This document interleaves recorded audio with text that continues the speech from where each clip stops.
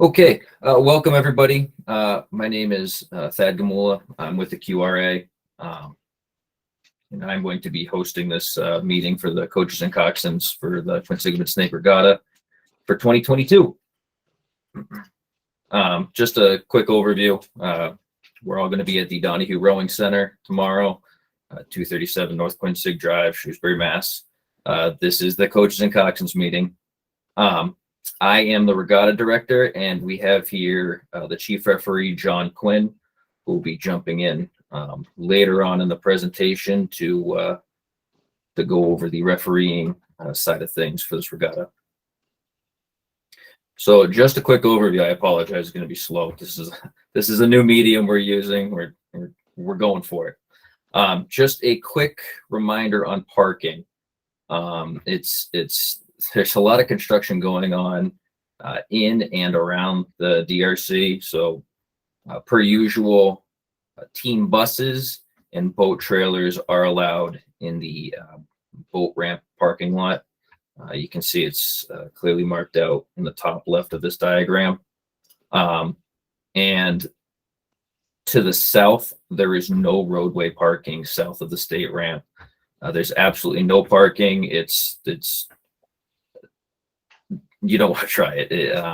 The police will tow you. We don't want to anger our neighbors. Just no parking south of the road from the boat ramp. And to the next slide, just to highlight it a little more, you can see the shifted view, team buses and trailer parking at the boat ramp. And at the Donahue Rowing Center, there's a dirt lot behind the boathouse, which is for team vans only. It's going to be a little tight this year. There's a lot of construction going on behind the boathouse, and there's only a handful of parking spots available. So just tell your team, tell your spectators, absolutely no parking south on the roadway. Going north on the roadway is allowed. It's just going to be a little questionable because they're working on there's a little yellow box to the left of the screen. They're working on those bridges. So there could be a setup. There could be activity over there on the weekend. There may be several spots that are not going to be able to be parked in because of that. And once again, we don't want you to get towed. The other area I want you to focus on, this is for all coaches and coxswains, and I want you to be very aware of it. It's labeled the post office property. I know we put it in Regatta Central in our packet. Absolutely no entrance, no warm-ups, no parking, no nothing. Don't go near them.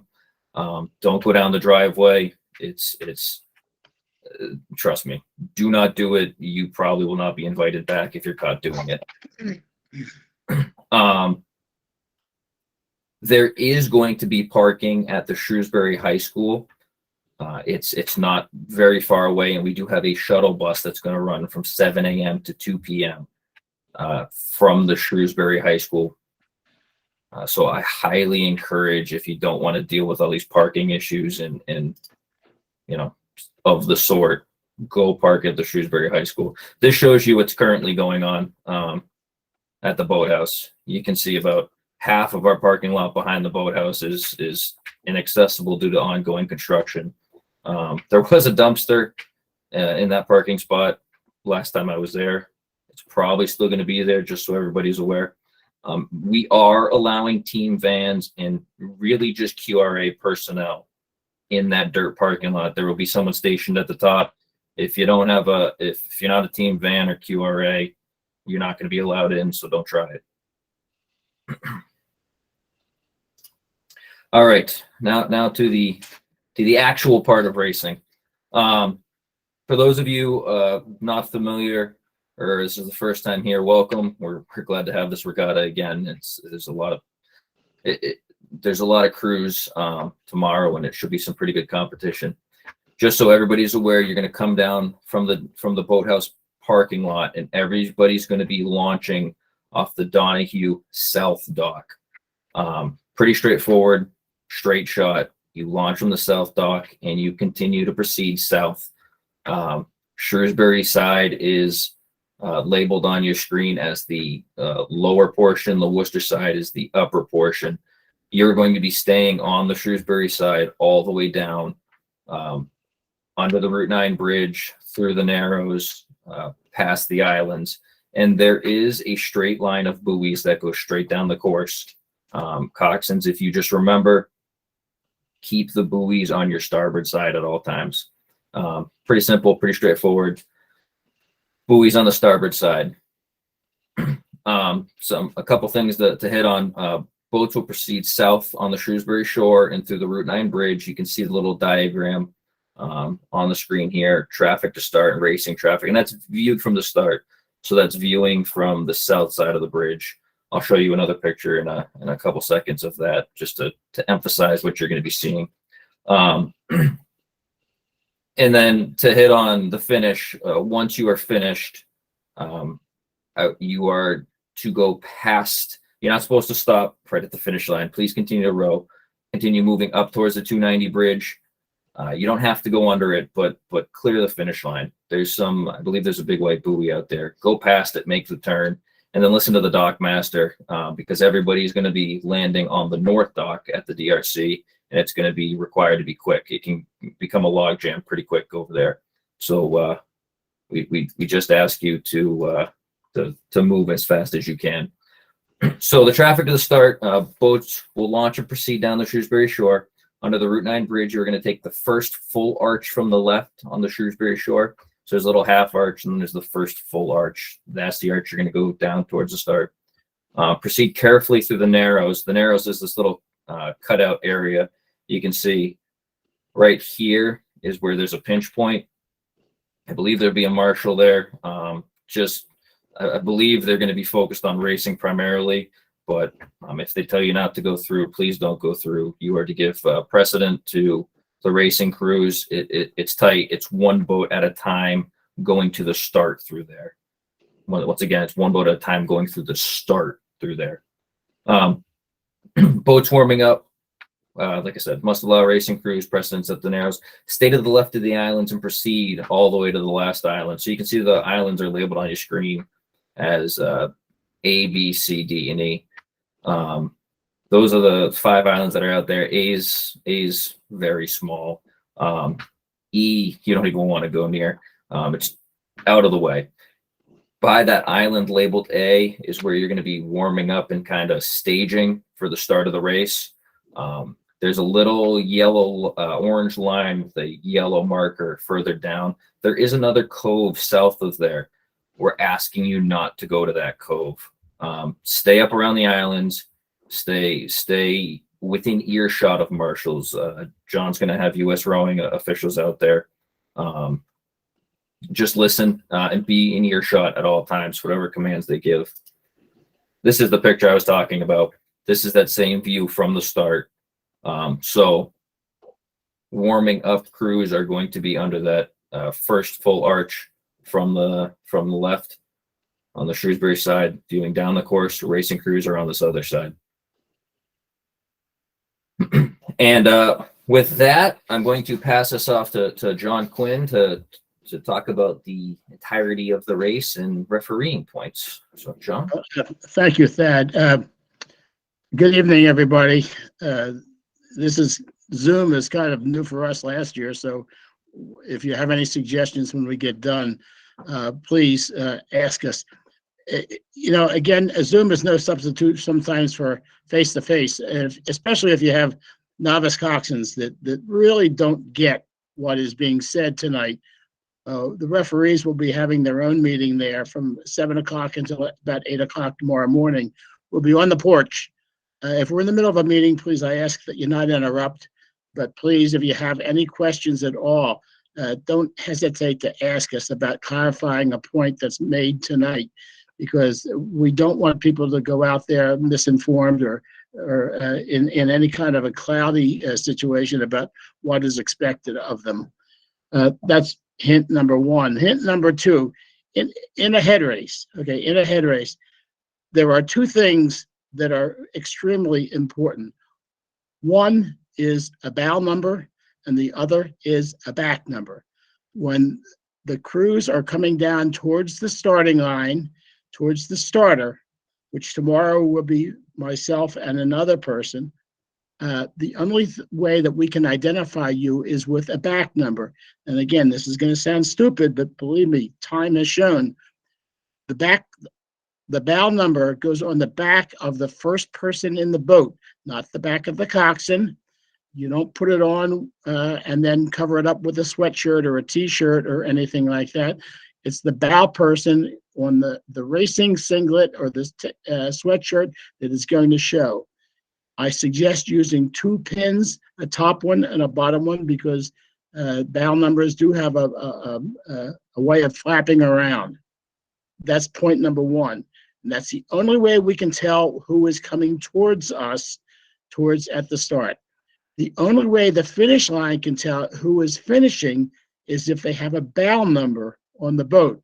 So again, 2 numbers. And again, with coxswains, and presumably I'm speaking mostly to coxswains tonight, make sure it's your responsibility to have both bow numbers and a back number on your crew for proper identification. And I got into this without acknowledging, as Thad did, we're going to have a total of 7 licensed referees tomorrow. One other person and myself are extremely senior. Then we have a bunch of folks who are in the mid-range, been referees for a while. And then we have a couple of newbies that are new with us within the past year, have been licensed. All have been competitive rowers. So they all know what is going on with boats and things like that. I would encourage you, and again, I know some of them are on the line, and I just want to give them a shout out because they will be working very hard tomorrow. As you go to the starting line, as Thad said, there are 5 islands up there. If you have any questions at all about where you might be going, follow a local crew. It sounds dumb, but I mean, if you're from out of town and you've never been to that side of the island, latch onto someone from Holy Cross or Assumption or WPI, any of the crews that call the Quinsigamond home, and they will be able to lead you to the starting line, I'm sure. The one thing that we have 7 referees on the water, but the one thing we won't be able to do is chase you down. If you get lost and go someplace off in a place where there's no time zones, for example, we will not be able to come and get you. Okay. But if you follow Thad's direction and follow the line of buoys, it will deposit you right above the starting line. Right above the starting line, tomorrow. I will be the starter of record tomorrow. I will be accompanied by a person in the boat with me who is a licensed referee who will be functioning as a spotter, and will sometimes alternate races where that person will start some races and then I'll start some, but just to give her some experience too. And again, the purpose of the spotter is to use binoculars to see who's approaching us, because we want to, as crews are coming down to the starting line, we want to be able to talk directly to the crews. The last person, as we get crews that are in the vicinity of above the starting line, we will assemble the crews approximately 150 to 200 meters above the starting line. Above the starting line, we will assemble you in bow number order as much as possible, and there will be one person up there that will be marshal number 2. We'll call that person marshal number 2. It's a young man that is a competitive rower, fairly new referee, but has been with us for a while and is doing very well. He in turn will release you in numerical sequence down to marshal number 1, who is an extremely experienced referee, who then will direct them down towards me at the starting line. We'll be in radio communication and we'll bring them down in sequence. As we call your bow numbers, please come downstream on the paddle. Repeat, on the paddle. It's a running start, but we will not be stopping you at the starting line and starting from scratch. It's a rolling start. We want you to go through the starting line, but we do not want you to row at a racing pace until either the other starter or myself say go. We will say go.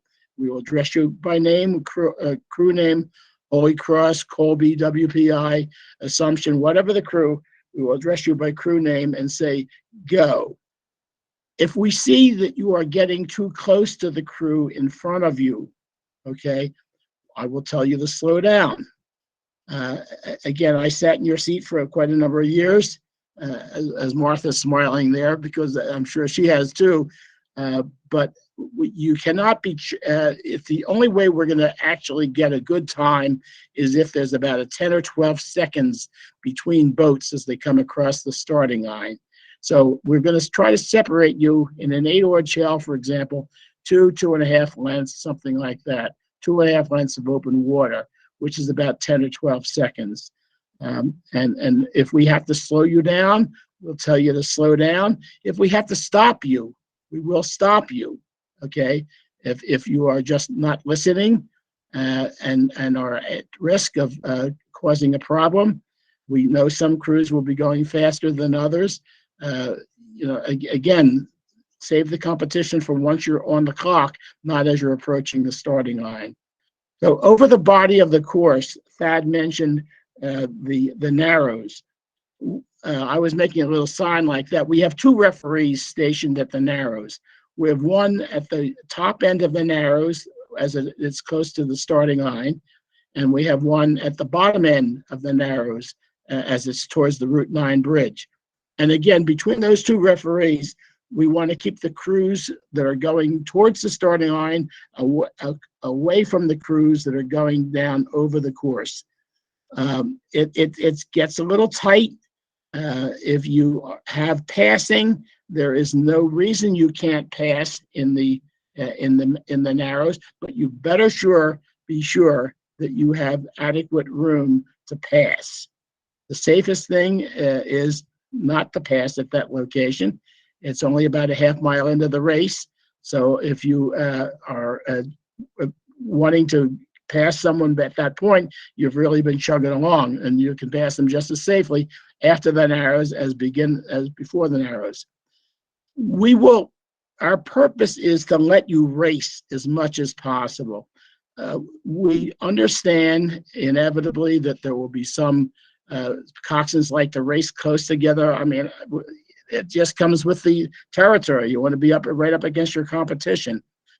But when we see oars getting too close and oars striking another oar, striking a boat, striking rowers, then we get excited. At that point in time, it's up to the referee who is exposing them, who is seeing what's happening, to either leave it go or assign a penalty. Again, and they've been instructed to leave your race, but if you're doing it in a dangerous fashion, and if you're not giving ground when you're supposed to give ground, we will be assigning penalties. Thad, can you go to the next buoy, number, please? Again, if you miss buoys rather, there's going to be a 10-second penalty assigned to you.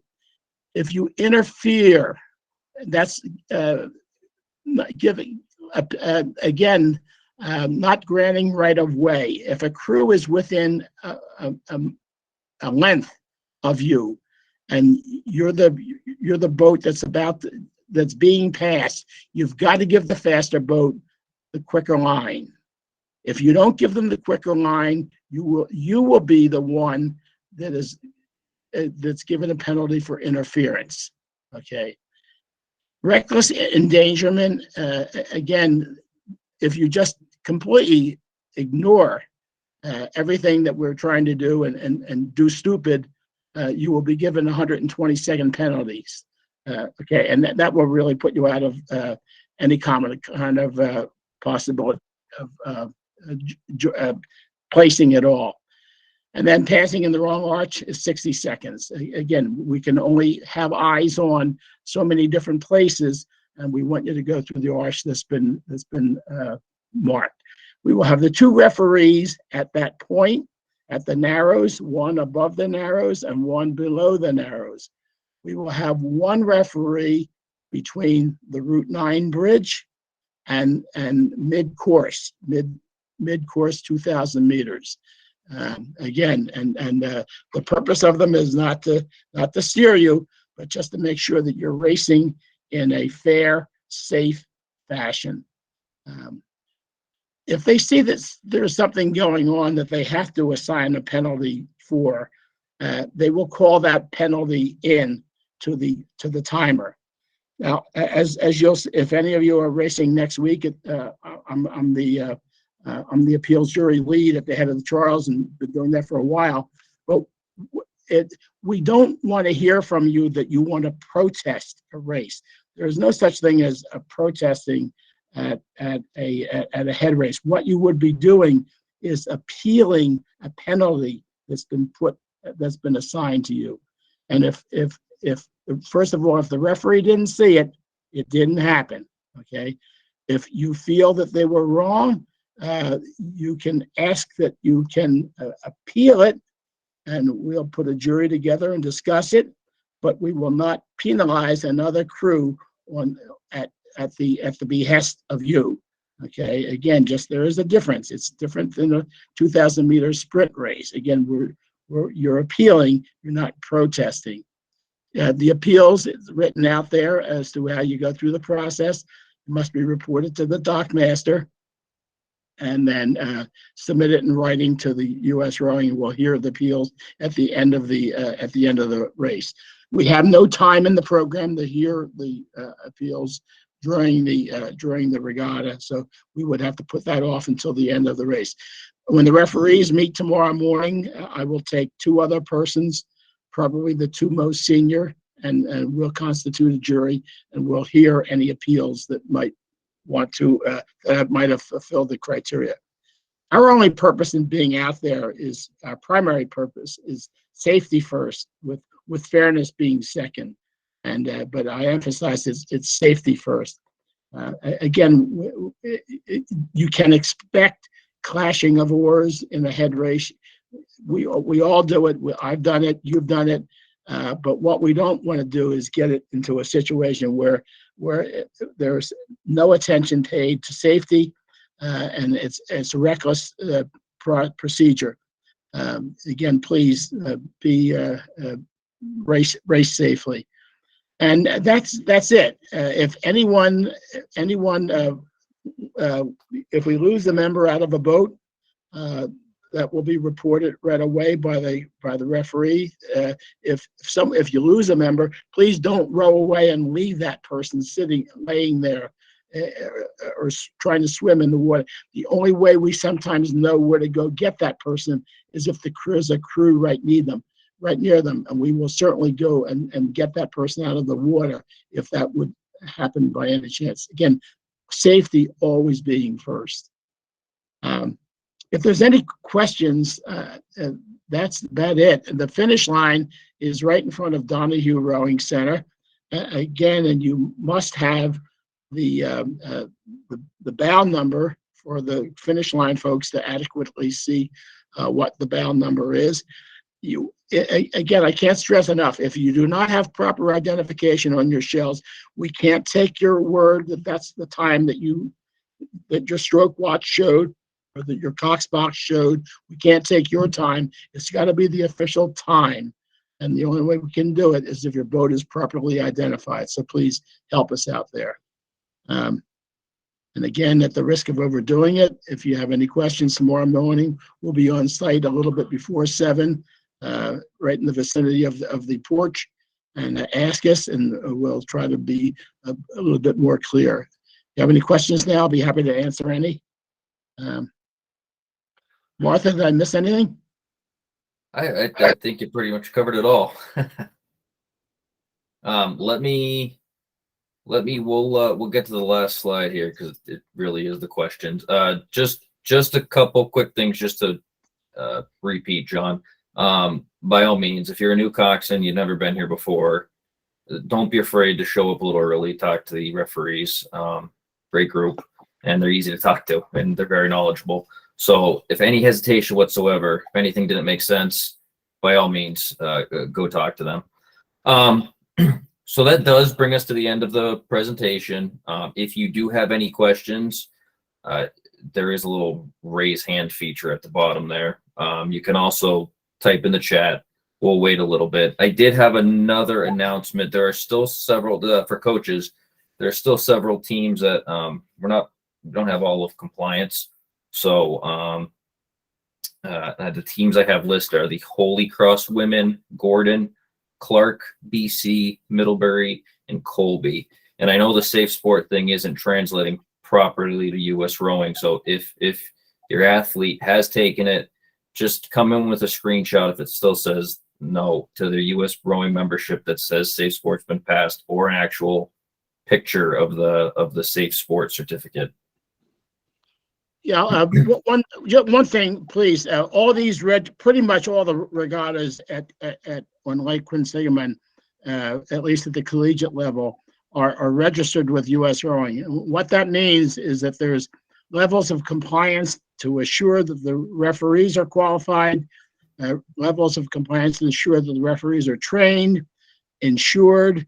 It's a big deal, and in return to get this registration with U.S. Rowing, we have to demand certain things of the crews, and this being members and attending a safe sport and the whole 9 yards is part of that process. So please give them a break and help them out getting that done. All right. Well, I thank everybody for showing up. If, like I said, I'm going to turn the recording off, but if anybody sticks around and has any questions, by all means, whatever you have, we'll try to answer it as best you can. If not, thank you very much for coming to this, and we'll see you all tomorrow. Somebody's raised a hand. All right. Hi, yeah, thank you so much for the meeting. I just had one question. I remember the Route 9 bridge is pretty wide, but do you happen to know how many boats can fit across just within that? Oh, let me go back to the slide just so I can, of course, it's not going to work now.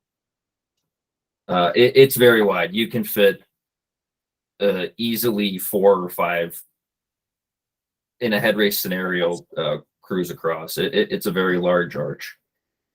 Okay, thank you so much. Julia, the main thing we don't want you to do at any of those places is to go over the buoy line. So basically, you would be going the wrong way on a one-way street. But if you're on the side of the lane, if you're on the side of the river or the lake that you can race on, there's two apart.